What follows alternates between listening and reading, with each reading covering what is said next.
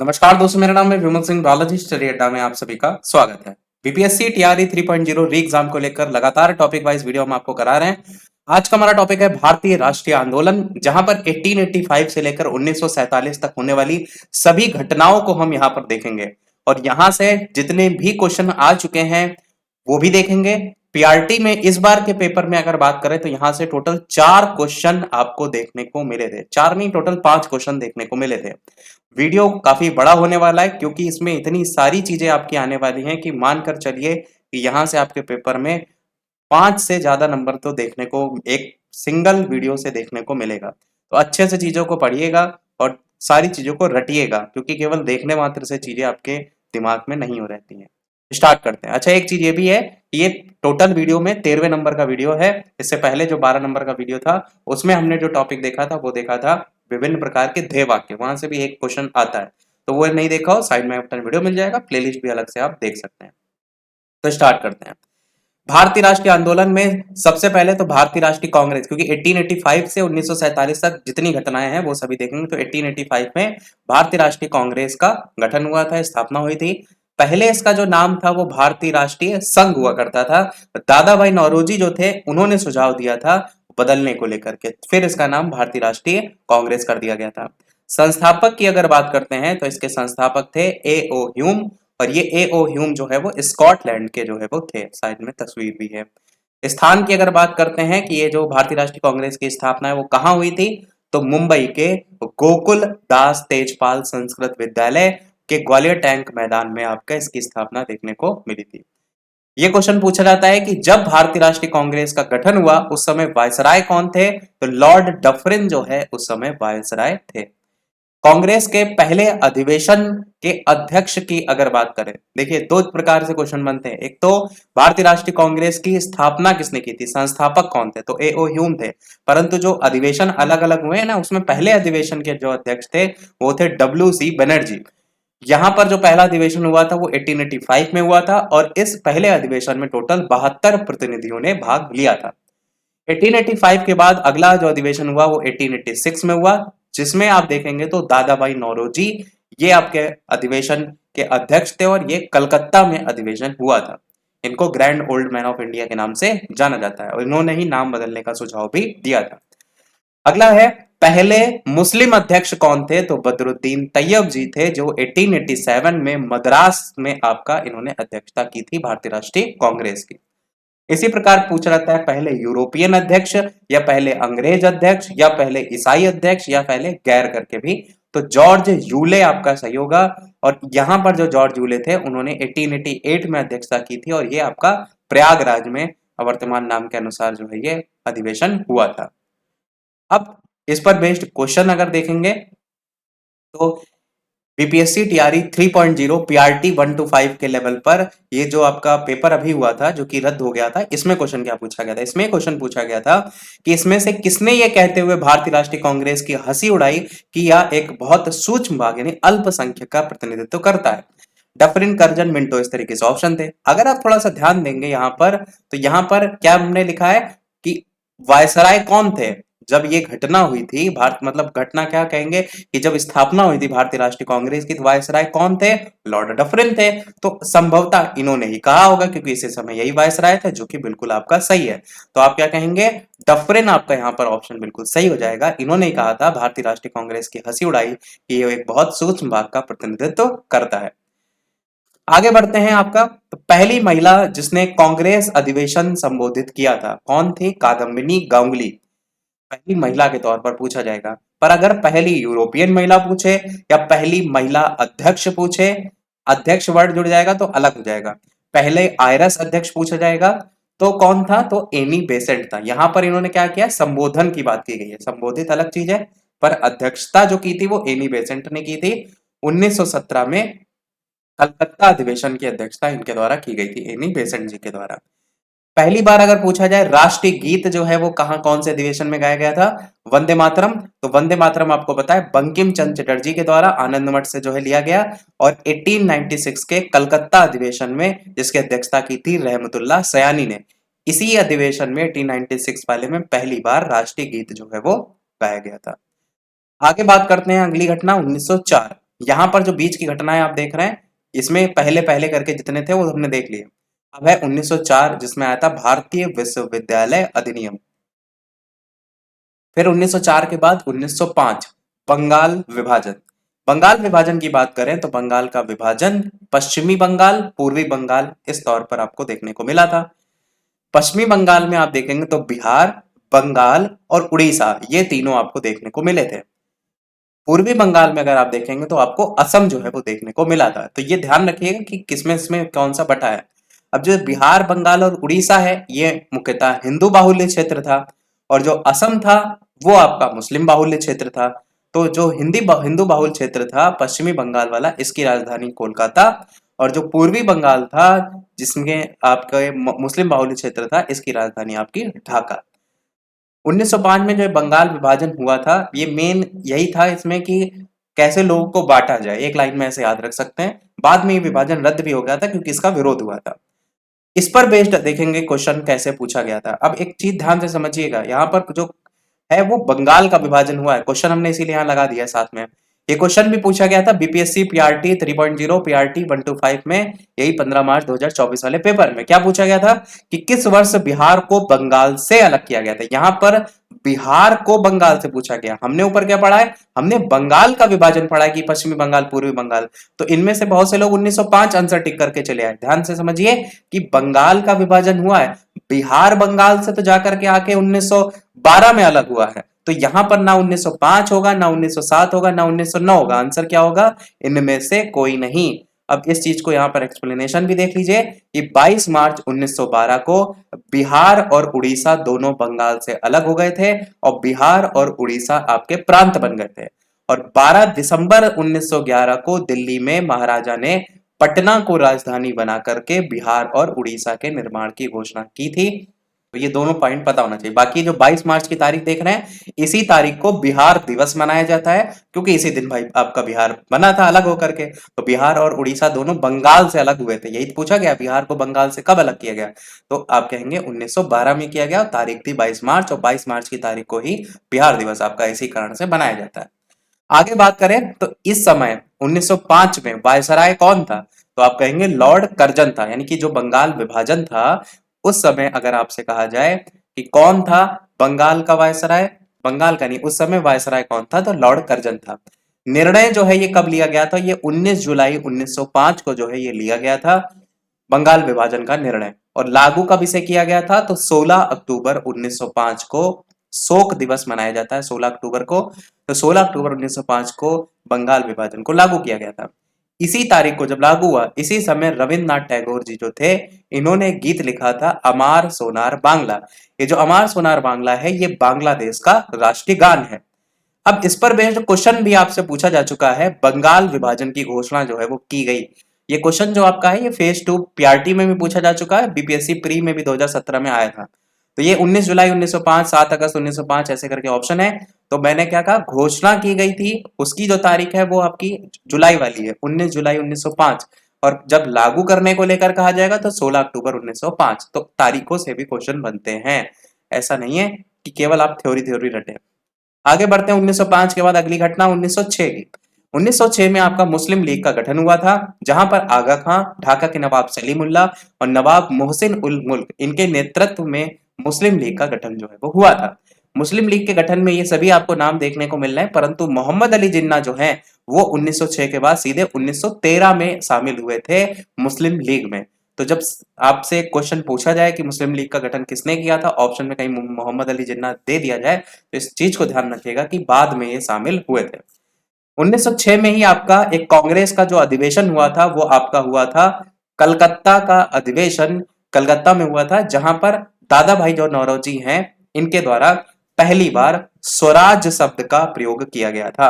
अब ध्यान दीजिएगा, स्वराज है और एक या करके लिखा रहता है स्वराज्य, एक लिखा रहता है पूर्ण स्वराज। अंतर है सभी में, छोटा सा शब्दों का केवल हेर फेर है। तो अगर आपसे कहा जाए कि दादा जो पहली बार स्वराज शब्द का प्रयोग कौन से अधिवेशन में हुआ? दादा भाई नौरोजी ने किया था 1906 के कांग्रेस अधिवेशन में और कलकत्ता में। अब इस पर बेस्ड देखेंगे, क्वेश्चन आपसे ये पूछा गया था बीपीएससी प्री का 2023 में पेपर हुआ था, उसमें क्या क्वेश्चन आया था कि 1906 में आयोजित भारतीय राष्ट्रीय कांग्रेस के कलकत्ता अधिवेशन में भारत के लिए स्वराज का झंडा किसके द्वारा फहराया गया था?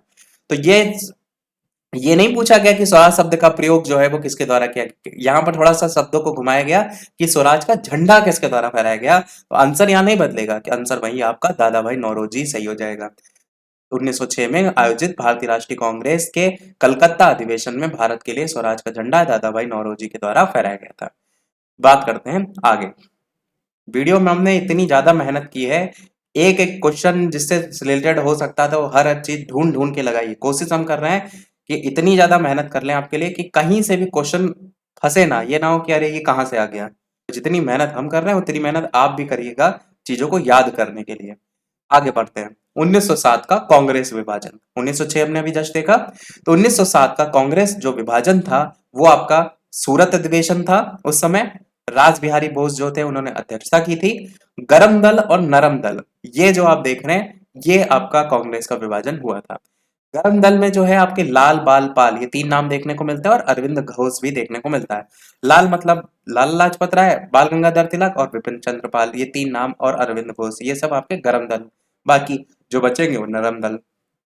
तो ये पूछा जाता है कि कांग्रेस अधिवेशन कौन से कौन कौन जो कांग्रेस का विभाजन है वो कौन से कांग्रेस के अधिवेशन में हुआ था, उसकी अध्यक्षता किसने की थी, इस तरीके से। 1900 ये 7 की घटना, उसके बाद अब बढ़ते हैं 1908। 1908 में आपका 11 अगस्त 1908 की तारीख थी। साइड में आप तस्वीर देख रहे हैं, खुदीराम बोस जी हैं ये।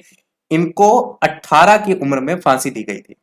सबसे कम उम्र के ये क्रांतिकारी थे और मुजफ्फरपुर के जो जज थे किंग्सफोर्ड, उनको मारने की साजिश के आरोप में इनको जो है वो फांसी दी गई थी। और ये जो घटना थी इसको मुजफ्फरपुर षड्यंत्र के नाम से भी जाना जाता है। अब इस पर बेस्ड क्वेश्चन आपसे अभी वाला जो पेपर हुआ था पीआरटी का, उसमें भी पूछा गया था। बीपीएससी टीआरई 3.0 पीआरटी में पूछा गया था ऑफिशियल पेपर 15 मार्च 2024 वाला। क्या क्वेश्चन आया था कि मुजफ्फरपुर बम कांड में किसको फांसी की सजा दी गई थी? प्रफुल्ल चाकी, खुदीराम बोस, रासबिहारी बोस, इनमें से एक सदिक या इनमें से कोई नहीं। तो ऊपर हमने क्या बताया कि फांसी जो थी वो खुदीराम बोस जी को दी गई थी। तो आंसर क्या हो जाएगा? खुदीराम बोस जो है वो हो जाएगा। अब यहां पर जो प्रफुल्ल चाकी का नाम देख रहे हैं ये भी इस बम कांड में मौजूद थे, परंतु ये भाग गए थे, भाग निकले थे, तो फांसी की सजा इनको जो है वो नहीं दी गई थी। तो आप क्या कहेंगे? फांसी की सजा मिली थी प्रफुल्ल चाकी को पर ये भाग गए थे, तो अंततः फांसी उनको नहीं हो पाई थी। तो केवल खुदीराम बोस को ही मिली थी। तो आंसर क्या हो जाएगा? खुदीराम बोस हो जाएगा, जिनको जो है फांसी की सजा दी गई थी। आगे बढ़ते हैं 1911। 1911 में आपका दिल्ली दरबार जो है वो हुआ था। दिल्ली दरबार में आपका जो बंगाल विभाजन अभी 1905 में हम देख के आए ना, पूर्वी बंगाल पश्चिमी बंगाल, वो आपका विभाजन यहाँ पर रद्द कर दिया गया था, क्योंकि 1906 में लेकर के तुरंत ही इसका विरोध स्टार्ट हो गया था।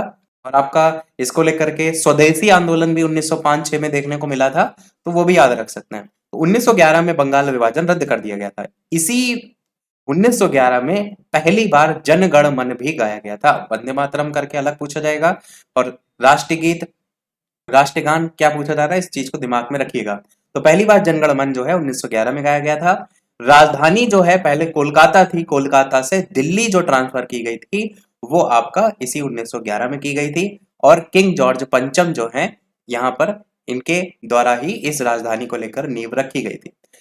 इस समय 1911 में कौन जो है वो था गवर्नर जनरल के तौर पर या वायसराय के तौर पर? तो आप कहेंगे Lord Hardinge second. Lord Hardinge second जो है वो 1910 से लेकर के 1916 तक रहा था। तो कोई भी अगर घटना 1910 से 16 के बीच की आपकी पूछी जाए कि उस समय कौन था, तो ध्यान रखिएगा लॉर्ड हार्डिंग सेकंड कब से कब तक रहा था। ये जो पहली बार जनगण मन गाया गया था, इस अधिवेशन की जो अध्यक्षता थी वो आपका किसने की थी? बिस नारायण धर ने की थी। 1911 वाला कांग्रेस जो अधिवेशन था उसकी अध्यक्षता बिस नारायण धर ने। अब देखिए इस पर बेस्ड भी पीआरटी में क्वेश्चन आपका आया। अब तक लगभग 3 क्वेश्चन दिखा चुके हैं। मैंने आपको इसलिए स्टार्टिंग बताया था कि इस अकेले टॉपिक से कितने ज्यादा क्वेश्चन आपके अकेले सिंगल टॉपिक से आते हैं। तो ये भारतीय राष्ट्रीय आंदोलन बहुत ही महत्वपूर्ण है। बीपीएससी टीआरई 3.0 पीआरटी 125 ये पेपर 15 मार्च 2024 का क्वेश्चन क्या आया था कि ब्रिटिश शासन के दौरान दिल्ली राजधानी की नींव इनमें से किसके द्वारा रखी गई थी? एलिजाबेथ, पंचम, विक्टोरिया, इस तरीके से ऑप्शन थे। मैंने क्या बताया कि जो दिल्ली राजधानी वो किंग जॉर्ज पंचम, इसी के नीचे लिखा हुआ है, तो किंग जॉर्ज पंचम आपका यहाँ पर सही हो जाएगा। इन्हीं के द्वारा ये नींव रखी गई थी। हमने केवल थ्योरी ना कराकर क्वेश्चन इसीलिए रखे हैं ताकि आपकी समझ भी विकसित हो सके कि अभी हाल ही में पेपर हुआ था तो कैसे कैसे क्वेश्चन आपके बने थे। बात करते हैं आगे। अच्छा, वीडियो लाइक जरूर करते रहिएगा सभी लोग, बहुत सारी ढेर सारी मेहनत आपके लिए कर रहे हैं।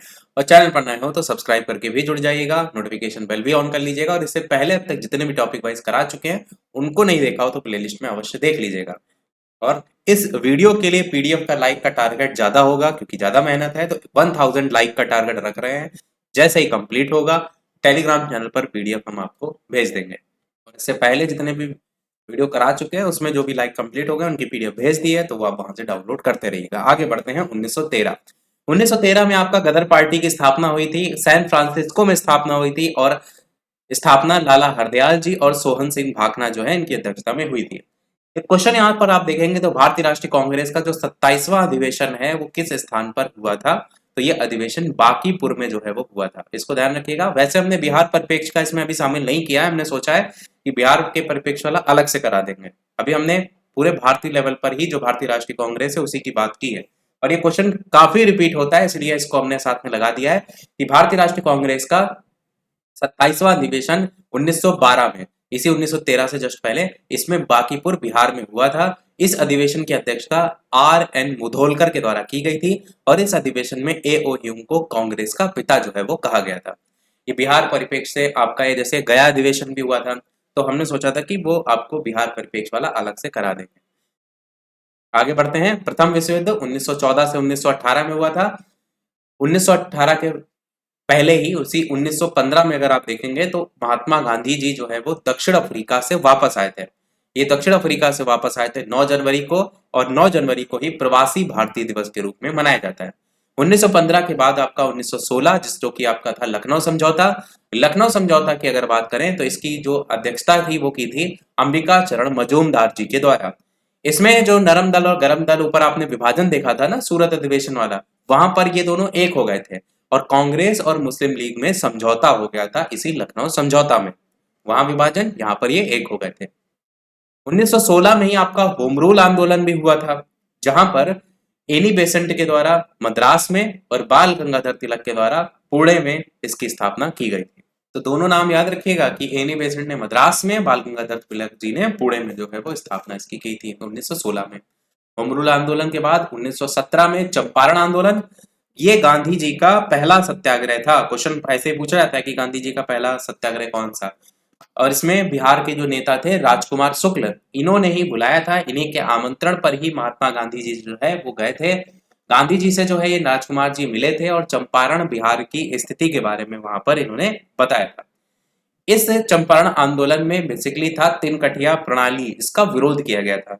ये क्या था तो आप कहेंगे इसमें 3/20 जो भाग था खेत में, उस हिस्से पर नील की खेती को अनिवार्य कर दिया गया था। नील की खेती से होता था कि आपकी जो भूमि है वो बंजर हो जाती थी, तो इससे जो किसान थे उस तरीके से भी उनका नुकसान हो रहा था, और वो कुछ और हिस्से पर उगा भी नहीं पा रहे थे, उस तरीके से भी नुकसान हो रहा था। तो इसी का विरोध था।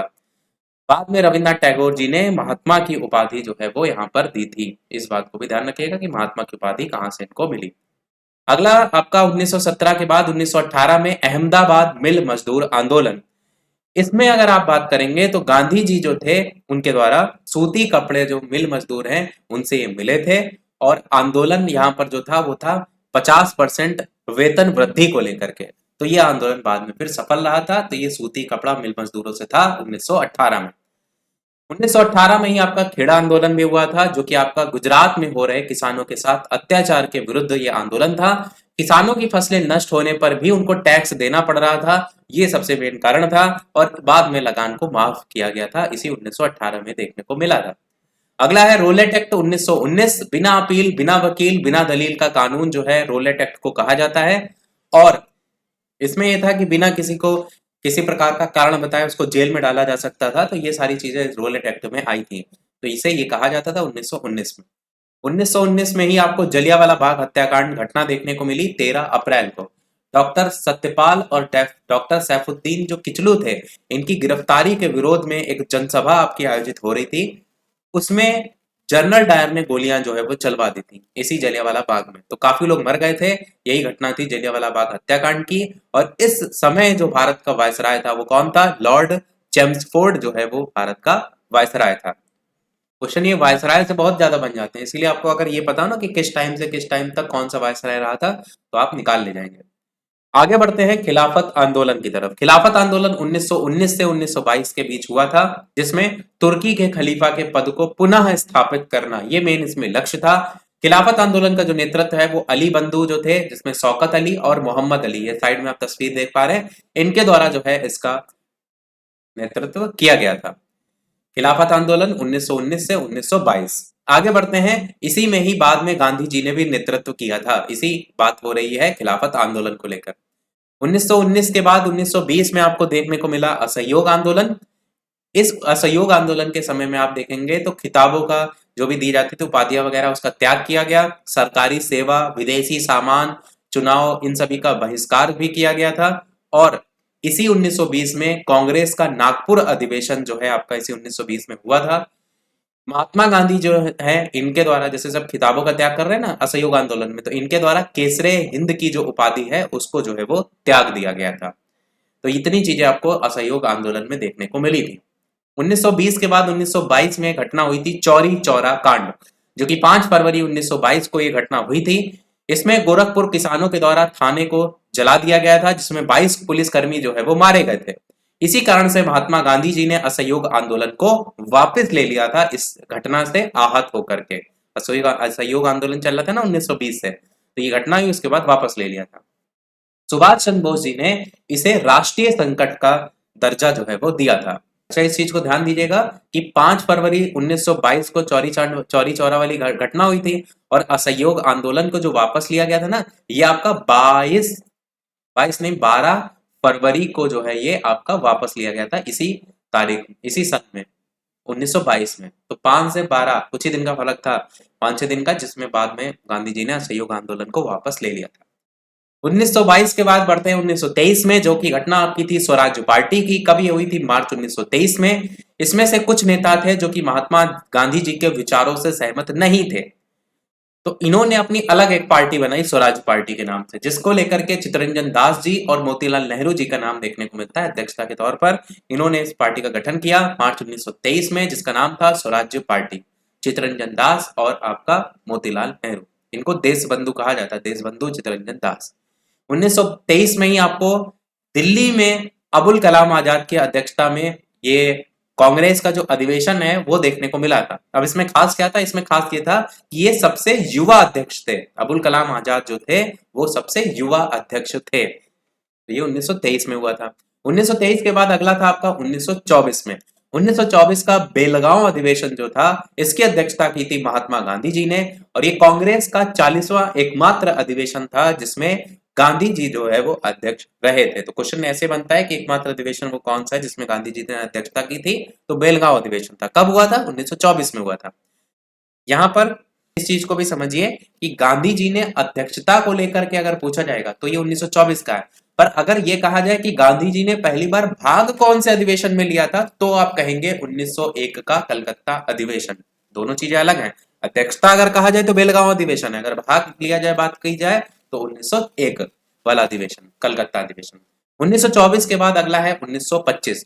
1925 का कानपुर अधिवेशन जो था, जिसकी अध्यक्षता सरोजनी नायडू ने की थी, और इसमें खास ये था कि ये पहली भारतीय महिला अध्यक्ष थी। आपको याद होगा एक पहली महिला अध्यक्ष ऊपर आया था, वो एनी बेसेंट थी, पर अगर भारतीय वर्ड जुड़ जाता है वहां पर तो फिर नाम बदल जाएगा, तो सरोजनी नायडू हो जाएगा। तो सरोजनी नायडू ने 1925 कानपुर अधिवेशन। 1927 में साइमन कमीशन का गठन हुआ था, और यहां पर जो आपका कांग्रेस का अधिवेशन था मद्रास में हुआ था, डॉक्टर M.A. अंसारी की अध्यक्षता में हुआ था, और पूर्ण स्वाधीनता की मांग की गई थी। मैंने बताया था ना, पूर्ण स्वराज्य अलग है, केवल स्वराज पूछा जाए अलग है, पूर्ण स्वाधीनता अलग है, एक ही जैसे नाम लगते हैं। तो पूर्ण स्वाधीनता की मांग आपका इस 1927 के अधिवेशन में। 1927 के बाद अगला आपका आया 1928। 1928 में अगर आप देखेंगे तो साइमन जो था कमीशन वो भारत आया था। साइमन कमीशन भारत आया, उसमें सभी सदस्य आपके अंग्रेज थे, तो इसी कारण से गो बैक नारे लगे थे, Simon commission go back, Simon commission वापस जाओ के नारे जो है वो लगे थे। 1927 गठन, 1928 में भारत आया था।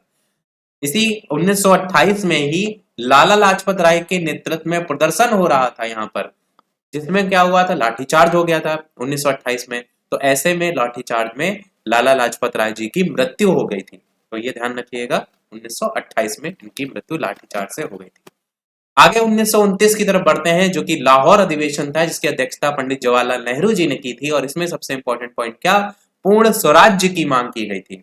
तो पूर्ण स्वराज्य की मांग, पूर्ण स्वराज्य की मांग, पूर्ण शब्द जुड़ जाएगा, बस इतना ध्यान रखिएगा। तो यहाँ पर क्वेश्चन क्या पूछा गया था, BPSC school teacher 2023 paper third, third मतलब 6 से 8 के लेवल पर ये पूछा गया था।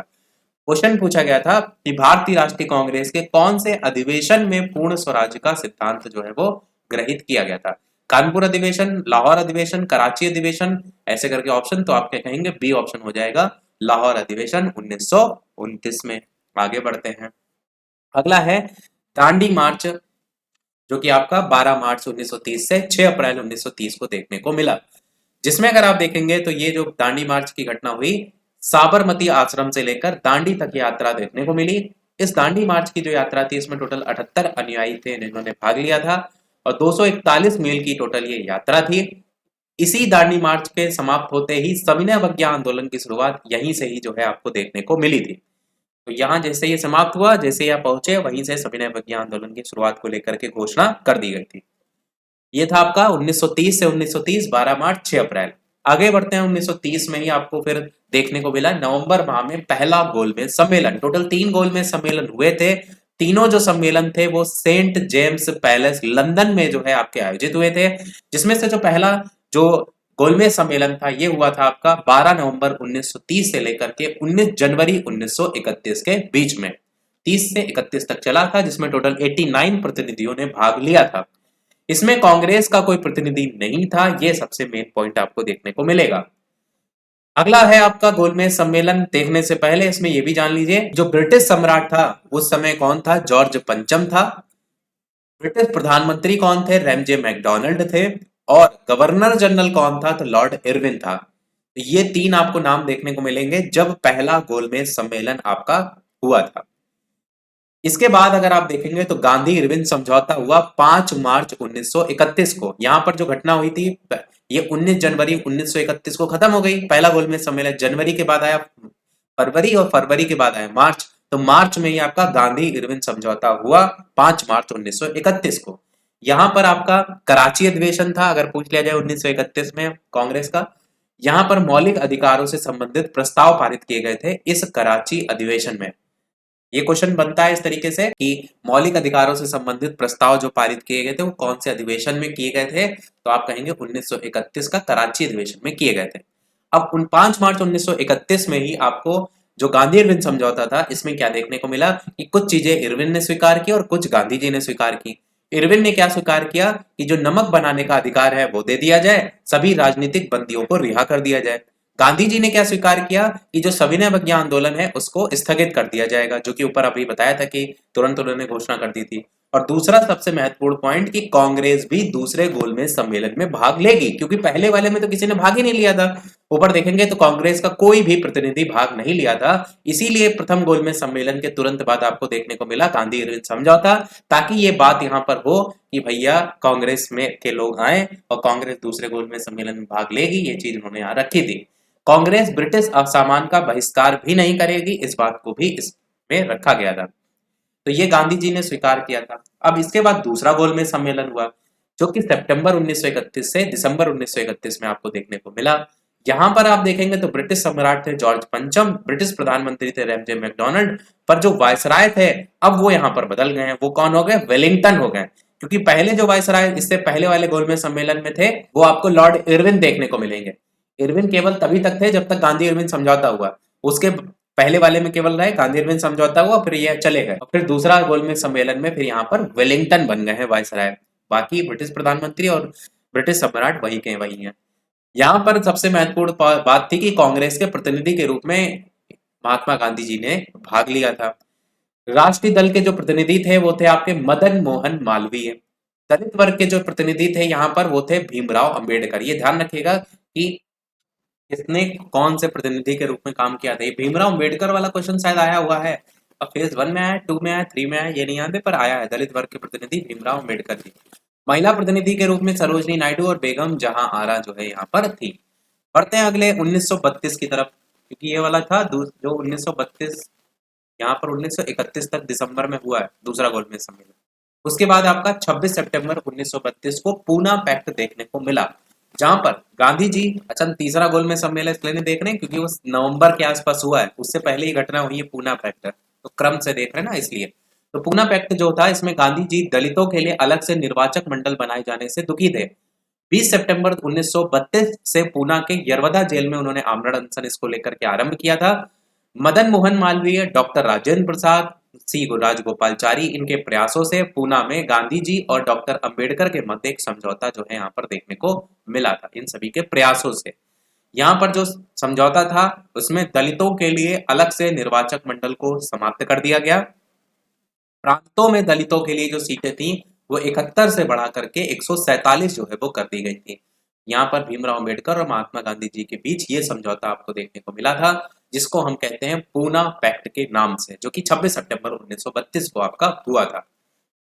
इसके बाद आप देखेंगे तीसरा गोलमेज सम्मेलन, जो कि नवंबर माह में 1932, दिसंबर माह में 1932 तक चला, जिसमें भी ब्रिटिश सम्राट जॉर्ज पंचम, ब्रिटिश प्रधानमंत्री एमजे मैकडोनाल्ड और लॉर्ड वेलिंगटन वायसराय थे। इसमें कांग्रेस ने भाग नहीं लिया था, तो केवल सेकंड गोलमेज सम्मेलन में भाग लिया था। अगला है घटना 1935 की भारत सरकार अधिनियम, लॉर्ड लिनलिथगो रिपोर्ट पर यह आधारित थी 1935 की घटना। उसके बाद 1938 सुभाष चंद्र बोस, जो कि आपका हरिपुरा अधिवेशन था, कहाँ हुआ था, गुजरात में हरिपुरा पड़ता है, तो इसके अध्यक्षता सुभाष चंद्र बोस ने की थी 1938। 1939 में सुभाष चंद्र बोस और राजेंद्र प्रसाद, दो नाम देखने को मिल रहे हैं। त्रिपुरी जो आपका है एमपी में पड़ता है, तो ये त्रिपुरी अधिवेशन था, जहां पर बोस जी ने कांग्रेस से अलग होकर के फॉरवर्ड ब्लॉक की स्थापना जो है वो की थी। सुभाष चंद्र बोस जी ने फॉरवर्ड ब्लॉक की स्थापना अलग से की थी। अब यहाँ पर ये दो नाम क्यों देखने को मिल रहे हैं, उसको लेकर के आपको आगे देखने को मिलेगा कि क्या एक्चुअल में पॉइंट था। 1939 के त्रिपुरी कांग्रेस के वार्षिक अधिवेशन में सुभाष चंद्र बोस दूसरी बार अध्यक्ष पद के उम्मीदवार बने, क्योंकि 1938 में भी तो यही थे, दोबारा भी यही बने। वे गांधी जी के पसंद के उम्मीदवार थे पट्टाभी सीतारमैया, उनको हरा करके दूसरी बार अध्यक्ष चुने गए थे। परंतु गांधी जी जो थे उन्होंने पट्टाभी सीतारमैया की हार को अपनी हार बताया। चुनाव के बाद अधिवेशन में पारित प्रस्ताव के द्वारा अध्यक्ष को गांधी जी की इच्छा अनुसार कार्य समिति के सदस्य नियुक्त करने को कहा गया, लेकिन गांधी जी ने कोई भी नाम वहां पर नहीं सुझाया। तो फिर सुभाष चंद्र बोस जी को लगा कि भैया जब अपने ही साथ नहीं दे रहे हैं, तो अप्रैल 1939 को कांग्रेस अध्यक्ष पद से इन्होंने इस्तीफा दे दिया। अब डॉक्टर राजेंद्र प्रसाद जी को फिर सुभाष चंद्र बोस की जगह नए कांग्रेस अध्यक्ष के रूप में बनाया गया। इसीलिए आपको यहाँ पर दो नाम देखने को मिल रहे हैं, सुभाष चंद्र बोस और राजेंद्र प्रसाद भी। अब यहाँ पर आगे ये भी देखेंगे, जब इन्होंने इस्तीफा दे दिया उसी के बाद ही 3 मई 1939 को सुभाष चंद्र बोस ने फॉरवर्ड ब्लॉक की स्थापना जो है वो की थी। अब थोड़ा सा ऊपर चलते हैं, यहाँ पर हम आपको दिखाते हैं क्वेश्चन पूछा गया था बीपीएससी पीआरटी में, यहाँ साइड में लिखा हुआ है पीआरटी फेज 1 में क्वेश्चन आया था, शिफ्ट 2 में आया था। क्वेश्चन क्या आया था, सुभाष चंद्र बोस भारतीय राष्ट्रीय कांग्रेस के त्रिपुरी अधिवेशन में किसको हरा करके अध्यक्ष बने थे? पट्टाभी सीतारमैया, रास बिहारी बोस, जवाहरलाल नेहरू, इस तरीके से ऑप्शन है। तो आपको पता है कि पट्टाभी सीतारमैया को ही इन्होंने हराया था त्रिपुरी अधिवेशन में, और फिर ये जो है वो अध्यक्ष बने थे। पट्टाभी सीतारमैया भाई महात्मा गांधी जी के चाहने वालों में से थे, वही चीज ऊपर हमने बताई, तो समझ गए होंगे। बढ़ते हैं आगे। आगे है आपका है 1939 में सेकेंड वर्ल्ड वॉर देखने को मिला, 1 सितंबर 1939 से 2 सितंबर 1945 के बीच में। 1939 के बाद 1940 आया, जिसमें मुस्लिम लीग ने 1940 अलग पाकिस्तान की मांग जो है वो 1940 में जो है वो की थी। 1942 में क्रिप्स मिशन भारत आया था, और स्टैफोर्ड क्रिप्स जो थे इनके नेतृत्व में जो है ये आपका क्रिप्स मिशन था। इसका उद्देश्य क्या था कि सेकेंड वर्ल्ड वॉर में ब्रिटिश युद्ध के लिए भारतीय सहयोग को कैसे प्राप्त किया जाए, परंतु जो क्रिप्स मिशन है ये असफल रहा था। अब इसी के जस्ट बाद आपको 1942 में भारत छोड़ो आंदोलन देखने को मिला। अभी यहाँ से क्वेश्चन पीआरटी में आपको दिखाएंगे आया था। तो भारत छोड़ो आंदोलन जो है, जिसको अगस्त क्रांति के नाम से भी जाना जाता है, इसमें हुआ क्या था, अंग्रेजों के द्वारा ऑपरेशन जीरो आवर चलाया गया था, जहां पर गांधी जी सहित बड़े नेताओं को गिरफ्तार कर लिया गया था, और गांधी जी को जो है आगा खां पैलेस में गिरफ्तार करने के बाद जो है वो रखा गया था। तो ये हो गया भारत छोड़ो आंदोलन। अब यहां से देखिए क्वेश्चन क्या आया था, इसी वाले पेपर में आया था फेज 3 में। बीपीएससी पीआरटी 3.0 पीआरटी 125 जिसमें 15 मार्च 2024 को पेपर हुआ। क्वेश्चन क्या आया, निम्नलिखित में से भारत छोड़ो आंदोलन 1942 का मुख्य कारण क्या था। तो मुख्य कारण में ऑप्शन दिए, क्रिप्स मिशन की असफलता, दूसरे विश्व युद्ध के हानिकारक प्रभाव या गांधी इरविन समझौता। तो आप क्या कहेंगे, क्रिप्स मिशन की असफलता। जस्ट उससे पहली घटना हुई थी, मैंने बताया भारत छोड़ो आंदोलन से पहले क्या हुआ, क्रिप्स मिशन भारत आया था। तो इसी की असफलता ही इसके मुख्य कारण में आपको देखने को मिलती है, भारत छोड़ो आंदोलन के होने को लेकर के। तो आंसर पहला वाला यहाँ पर जो है वो सही हो जाएगा। बढ़ते हैं आगे। आगे है आपका 1942 जो कि क्रिप्स मिशन, ये हम बता चुके हैं। आगे बात करते हैं लॉर्ड लिनलिथगो। लॉर्ड लिनलिथगो जो है वो 1936 से 1944 तक भारत के वायसराय जो है वो रहे थे। तो अगर इसके बीच की कोई घटना पूछी जाए, मान लीजिए आपका भारत छोड़ो आंदोलन पूछ लिया जाए, तो उस समय कौन था भारत का वायसराय, तो आप तुरंत समझ जाइएगा कि 1936 से 44 तक लॉर्ड लिनलिथगो ही आपके रहे थे। 1945 में अगर बात करें तो शिमला समझौता हुआ था 24 जून से 14 जुलाई के बीच में, जहां पर शिमला समझौता लॉर्ड वेवेल ने बुलाया था। और ये आपका मुस्लिम लीग के कारण शिमला समझौता विफल रहा था। 1945 के बाद 1946 में कैबिनेट मिशन आपको देखने को मिला, जो कि संविधान बनाने वाली संस्था तैयार करना, ये इसका मेन उद्देश्य जो है वो कैबिनेट मिशन का था। 1946 में आपको मेरठ अधिवेशन देखने को मिला, जिसकी अध्यक्षता आचार्य जेबी कृपलानी थे, उनके द्वारा की गई थी। और क्वेश्चन ये बनता है कि आजादी के समय अध्यक्ष कौन थे, तो आप क्या कहेंगे, जेबी कृपलानी जो है वो भारतीय राष्ट्रीय कांग्रेस के अध्यक्ष थे। 1947 में कोई अधिवेशन नहीं रहा था कांग्रेस का। और अच्छा, इस चीज को मत समझिएगा कि आजादी तो 1947 में मिली है, ये आजादी के समय तक रहे थे जेबी कृपलानी, पर फिर बाद में 1947 में किसी अधिवेशन कोई भी अध्यक्ष जो है वो नहीं बनाया गया था। 22 मार्च 1947 की अगर बात करते हैं तो यहाँ पर ब्रिटिश भारत का 34वां और अंतिम गवर्नर जनरल जो थे लॉर्ड माउंटबेटन भारत आया था, और भारत विभाजन को लेकर के इस 22 मार्च 1947 को निर्णय लिया गया था। विभाजन को लेकर के मैप यहाँ पर देख पाएंगे पार्टीशन में, जिसमें आपको भारत पाकिस्तान इस तरीके से देखने को मिलेगा, कश्मीर और इस तरीके से ईस्ट पाकिस्तान, कराची, दिल्ली, कलकत्ता, मद्रास, चेन्नई, सियोलोन, श्रीलंका, बॉम्बे, मुंबई, इस तरीके से देखने को मिलेगा। आगे बात करते हैं 1948 की। 1948 में जयपुर में जो अधिवेशन हुआ था, जिसकी अध्यक्षता पी पट्टाभी सीतारमैया के द्वारा की गई थी। तो क्वेश्चन यहाँ से ये बनता है कि आजादी के बाद किसने अध्यक्षता की थी, तो पट्टाभी सीतारमैया जी के द्वारा अध्यक्षता की गई थी। और आजादी से पहले तो जेबी कृपलानी थे। अब वीडियो हमारा समाप्त हुआ। वीडियो को समाप्त करने से पहले एक प्रश्न आपके लिए भी, जैसे कि सभी वीडियो में हम आपसे एक नए प्रश्न पूछते हैं, तो ये आपके लिए प्रश्न है जिसका आंसर वीडियो के मेन कमेंट में बताना है। इसके अलावा वीडियो लाइक शेयर सब्सक्राइब सभी लोग अवश्य करते रहिएगा। कोई प्रश्न हो, कोई सुझाव हो तो कमेंट में अवश्य बताइएगा। वह भी हमारा संविधान वाला भी टॉपिक रह गया है, क्योंकि यहाँ से जैसे क्वेश्चन आते हैं ऐसे संविधान से भी क्वेश्चन आते हैं, तो वो भी हम आपको करा देंगे। और बाकी जो थोड़े बहुत टॉपिक अलग से हैं उनको भी धीरे धीरे हम करा रहे हैं। क्वेश्चन हम अलग से ऑलरेडी दोपहर वाले टाइम में करा रहे हैं, तो उनको आप जरूर करते रहिएगा। तो एक चीज और, अभी हम टॉपिक देख रहे हैं इसी भारतीय राष्ट्रीय कांग्रेस टॉपिक को हम कल क्वेश्चन करा देंगे। तो आप क्या करिएगा, जब तक सारी चीजें याद करेंगे उसके तुरंत बाद अगर आपको क्वेश्चन देखने को मिल जाएंगे तो आपको और अच्छा लगेगा। तो कल क्वेश्चन इसके करा देंगे। बाकी ये क्वेश्चन आपके लिए, भारतीय राष्ट्रीय कांग्रेस के पहले अधिवेशन में कितने प्रतिनिधियों ने भाग लिया था, 52, 62, 72, 82। अपना आंसर वीडियो के मेन कमेंट में बताइएगा। तो आज के वीडियो में इतने ही रखते हैं, फिर मिलते हैं अगले वीडियो में। तब तक के लिए सभी को नमस्कार, जय हिंद।